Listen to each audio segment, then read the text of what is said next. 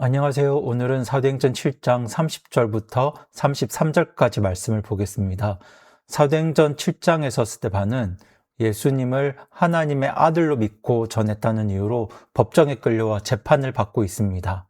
그 자리에 앉아있는 사람들은 당시 유대 사회 최고 지도자들이었는데요. 종교 지도자들, 정치 지도자들이 모두 그 자리에 모여 있었습니다.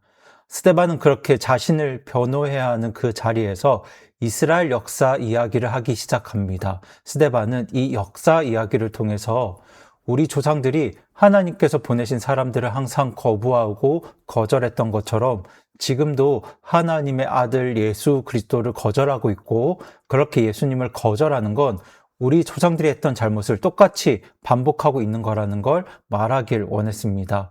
이를 위해 스데반은 아브라함, 요셉, 모세 이야기를 이어가는데요. 그 중에서도 오늘 본문은 모세 이야기의 핵심 장면입니다. 바로 불타는 떨기나무 앞에서 하나님께서 모세를 부르시는 장면인데요. 우리 30절 말씀 같이 보겠습니다. 40년이 지난 뒤에 주의 천사가 시내산 광야에서 떨기나무 불꽃 가운데서 그에게 나타나므로 30절을 보시면 모세가 광야에 있습니다. 그런데 모세가 이집트에서 도망친 것이 40세 무렵이었는데요. 그 후로 몇 년이 흘렀습니까? 무려 40년이 흘렀습니다. 여러분, 모세는 이집트의 왕자로 자랐습니다. 이집트의 모든 지혜를 배운 사람이었어요. 말과 행동에 능력이 있었던 사람입니다. 그런 사람이 40년 동안 광야에서 양을 치며 살았습니다. 아무도 알아주지 않는 삶이었습니다. 아무것도 이루지 못하는 나날이었겠죠. 그렇게 40년이 지나도록 하나님께서는 아무 말씀도 없으셨어요. 그런데 40년이 지난 바로 그때, 아무도 기대하지 않았던 바로 그 순간에 하나님께서 나타나셨습니다. 시내산 광야에서 불타는 떨기나무로 나타나시는데요. 우리 이어지는 31절 보겠습니다. 모세가 그것을 보고 그 광경에 놀라 그것을 자세히 보려고 가까이 가니 주의 음성이 그에게 임하여. 여러분, 31절을 보시면 모세가 그 광경을 보고 놀랍게 여깁니다. 그래서 더 가까이 가서 그 나무를 보려고 합니다. 사실 이건 사람의 본능적인 반응이죠. 와, 이거 되게 신기하다. 이게 뭔가 한번 살펴보자. 내 눈으로 확인해보자. 모세도 처음에 그런 마음으로 다가갔을 겁니다. 그런데 그때 누구의 음성이 들려오나요? 네, 주의 음성이 그에게 들려옵니다. 우리 32절 보겠습니다.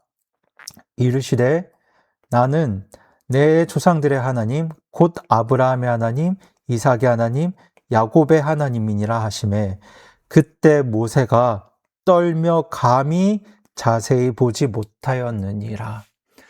지금 32절을 보시면 하나님께서 모세에게 이렇게 말씀하시죠. 자기를 어떻게 소개하시나요? 나는 내 조상들의 하나님인데 아브라함의 하나님, 이삭의 하나님, 야곱의 하나님이다.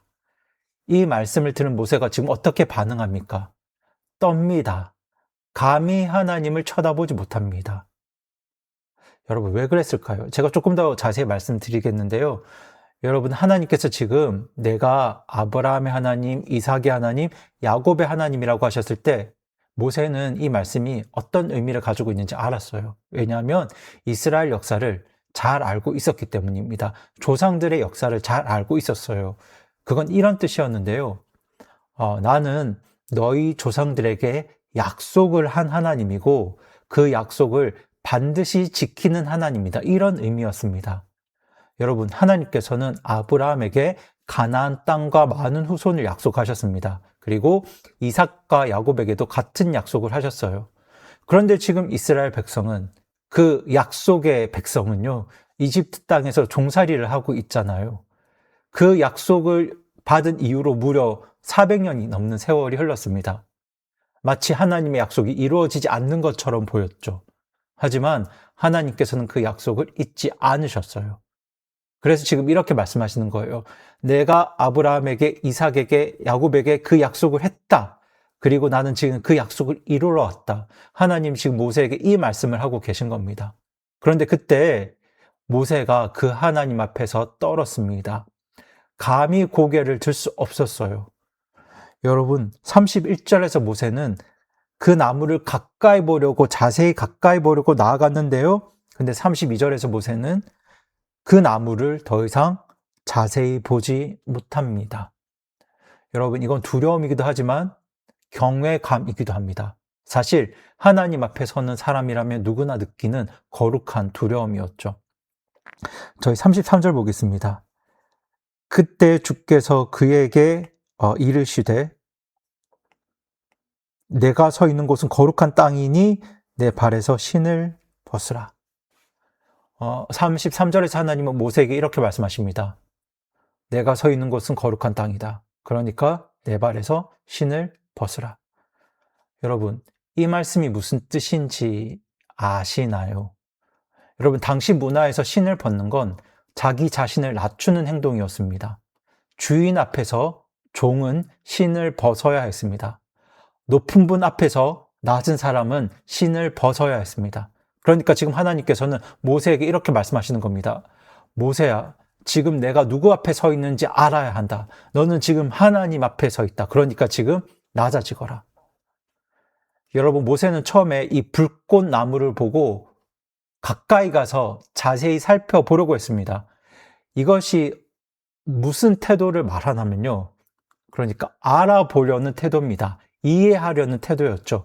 내 눈으로 확인하고 내 머리로 파악해 보려고 했습니다. 그런데 하나님께서는 지금 그 태도부터 바꾸라고 하시는 겁니다. 그 하나님의 요구가 바로 신을 벗어라입니다. 조사하려는 자세가 아니라 경배하는 자세로 서라는 겁니다. 여러분, 이것이 바로 하나님 앞에서 올바른 태도입니다. 여러분, 하나님께서는 우리가 다 이해한 다음에 믿기를 원치 않으십니다. 하나님께서는 우리가 다 이해한 다음에 순종하기를 원치 않으세요. 하나님은 우리가 하나님 앞에 먼저 경외하는 마음으로 낮은 자세로 서길 원하십니다. 그렇게 하나님 앞에 신을 벗고 낮아진 마음으로, 겸손한 마음으로 서길 원하세요. 그러면 하나님께서 말씀해 주신다고 합니다. 여러분, 그런데 이 본문에서도 우리가 주목해야 할 것이 있는데요. 여러분, 이 모든 일이 지금 언제 일어났나요? 모세가 하나님을 찾아간 게 아니죠. 모세가 말씀을 깨달으려고 뭔가 노력한 결과가 아닙니다. 모세가 40년 동안 준비해서 얻어낸 게 아니에요. 지금 누가 누구를 찾아오셨습니까? 하나님께서 모세를 찾아오셨습니다. 하나님께서 먼저 찾아오셨습니다. 여러분, 모세는 그저 양을 치고 있었습니다. 그날은 평범한 하루였어요. 아무 기대도 없는 날이었습니다. 그런데 갑자기 하나님이 모세 앞에 나타나셨습니다. 여러분, 이것이 성경이 말하는 구원의 방식입니다. 구원의 원리예요. 인간이 하나님을 발견하는 게 아닙니다. 인간이 하나님을 찾아가는 게 아닙니다. 하나님께서 먼저 인간을 찾아오시는 겁니다. 그 하나님께서 이스라엘 백성의 고통을 보셨다고 합니다. 그들의 신음 소리를 들으셨다고 합니다. 그래서 이 땅에 오셨다고 합니다. 그것이 바로 출애굽기 3장 7절 8절의 내용입니다. 그렇게 하나님은 우리를 보고 계셨습니다. 우리의 신음을 듣고 계셨어요. 그래서 움직이신 겁니다. 이것이 바로 스데반이 모세 이야기를 꺼낸 이유입니다. 지금 스데반은 그 법정에 앉아있는 유대 지도자들에게 이렇게 말하고 싶었던 겁니다. 여러분, 모세를 찾아가신 하나님께서 우리를 찾아오셨습니다. 그렇게 우리를 먼저 찾아오신 하나님이 바로 예수 그리스도십니다.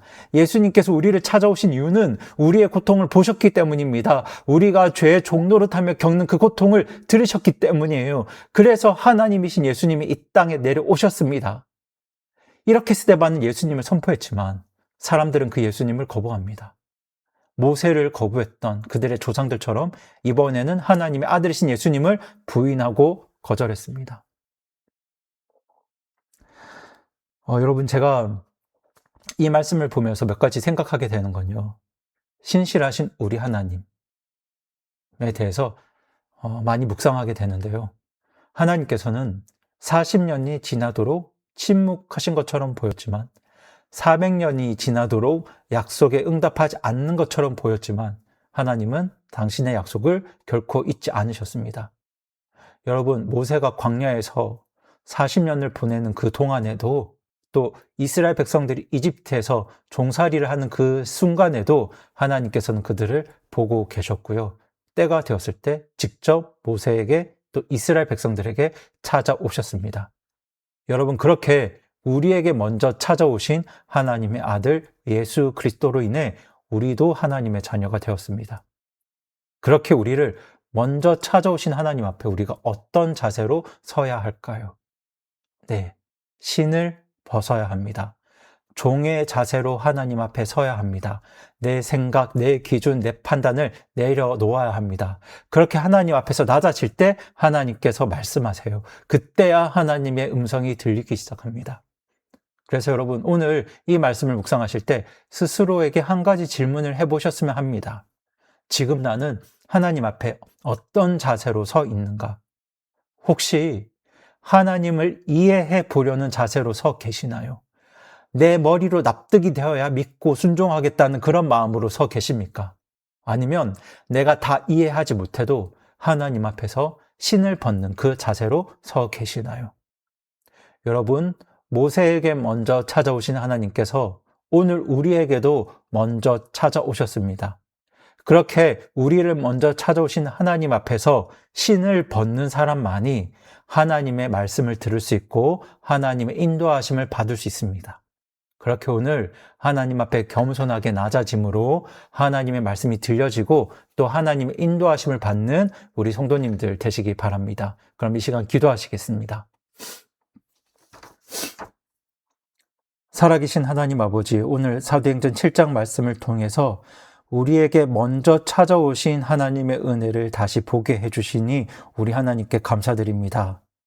40년 동안 침묵처럼 느껴지는 그 순간에도 하나님께서는 당신의 백성들을 보고 계셨고 듣고 계셨습니다. 저희도 때로 하나님께서 나를 잊으신 것처럼 느낄 때가 있습니다. 그러나 오늘 말씀을 통해 하나님의 신실하심을 다시 붙들게 하여 주시옵소서. 그리고 무엇보다 하나님 앞에 서는 우리가 모세처럼 신을 벗는 자세로 그렇게 하나님을 경외하는 마음으로 하나님 앞에 나아가게 하여 주시옵소서. 그렇게 낮아진 우리에게 하나님께서 말씀해 주시기를 간구합니다. 하나님께서 당신의 말씀으로 우리의 삶을 인도해 주시기를 간절히 기도드립니다. 그렇게 하나님의 말씀으로 우리의 삶을 인도해 주시는 귀하고 복되는 은혜가 오늘 하루 우리 모든 성도님들의 삶 가운데 정말 충만하게 임하기를 구하올 때 이 모든 말씀 우리 주 예수님의 이름으로 기도드립니다. 아멘.